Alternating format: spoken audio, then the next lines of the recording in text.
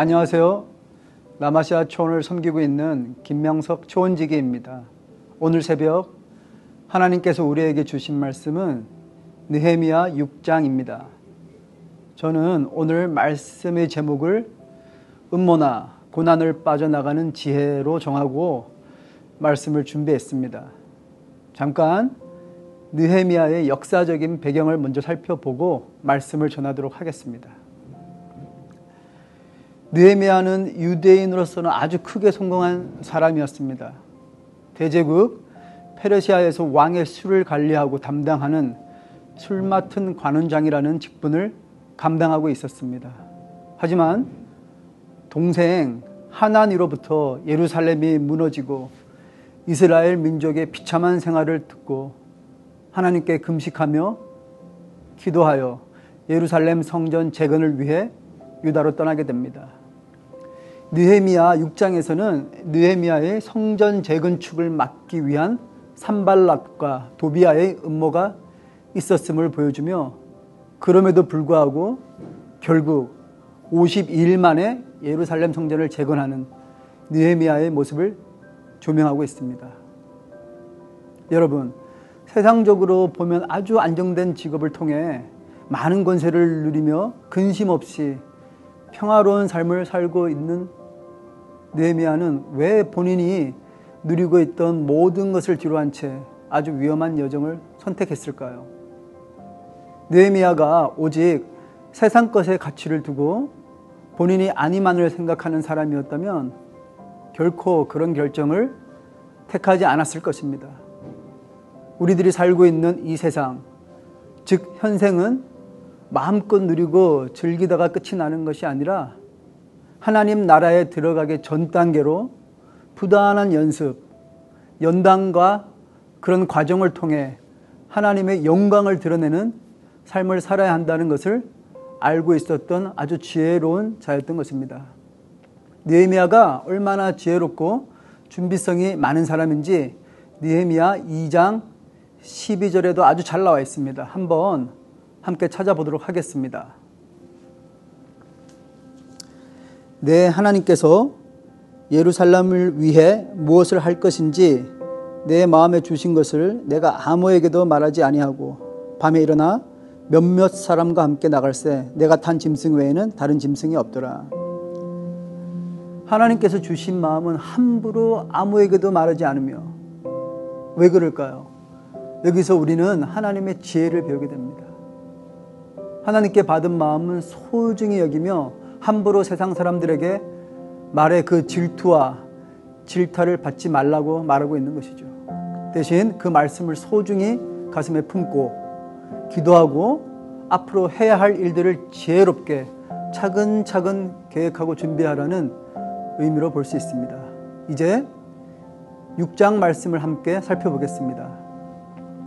이제 느헤미야라는 자가 유대 총독으로 부임해 예루살렘 성전을 재건하려고 한다는 소식을 듣고 위기감을 느낀 산발랏과 도비아는 어떻게든지 성전을 건축하지 못하게 하기 위해 삼고초려가 아닌 4번, 5번 서신을 보내 느헤미야를 곤궁에 빠뜨리려 하나 그 음모를 하나님에 대한 믿음과 성전을 꼭 재건하리라는 굳은 의지로 잘 빠져나가게 되는 모습도 볼 수 있습니다.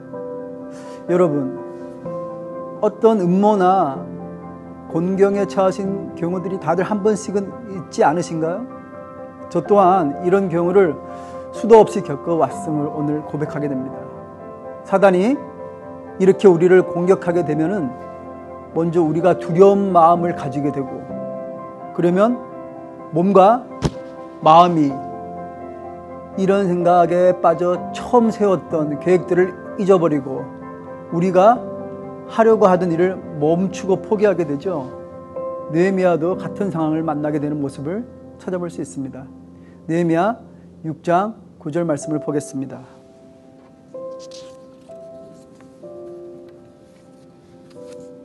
이는 그들이 다 우리를 두렵게 하고자 하여 말하기를 그들의 손이 피곤하여 역사를 중지하고 이루지 못하리라 함이라. 이제 내 손을 힘있게 하옵소서 하였노라. 이때 느헤미야는 무엇을 했나요? 본인이 이 두려움을 이기고자 이런저런 일을 행한 게 아니라 먼저 하나님께 내 손에 힘이 있게 해달라고 기도를 하고 있는 모습을 우리는 볼 수 있습니다. 먼저 하나님께 나의 부족한 부분을 아뢰고 기도를 함으로써 자신감을 회복하는 모습을 우리는 보게 되는 것입니다. 그리고 내가 누구인지 나 자신을 겸허히 성찰함으로 해야 할 일과 하지 말아야 할 일을 구분함으로 본인의 처한 어려운 상황을 이겨내는 것도 볼 수 있습니다. 6장 10절과 11절을 찾아보겠습니다. 그가 이르기를 그들이 너를 죽이러 올 터이니 우리가 하나님의 전으로 가서 외소 안에 머물고 그 문을 닫자. 저들이 반드시 밤에 와서 너를 죽이리라 하기로. 내가 이르기를 나 같은 자가 어찌 도망하여 나 같은 몸이면 누가 외소에 들어가서 생명을 보존하겠느냐. 나는 들어가지 않겠노라 하고. 산발랏이 죽이러 올 것이니 느헤미야에게 그것을 피해 가장 안전한 하나님의 성전에 들어가라고 강청을 하고 있는 모습을 보시게 됩니다. 이때 당시 하나님의 외소는 제사장 외에는 일반인들은 들어가지 못하는 장소임을 알고 느헤미야를 종교적 죄를 짓게 만들겠다는 계략이었던 것이죠.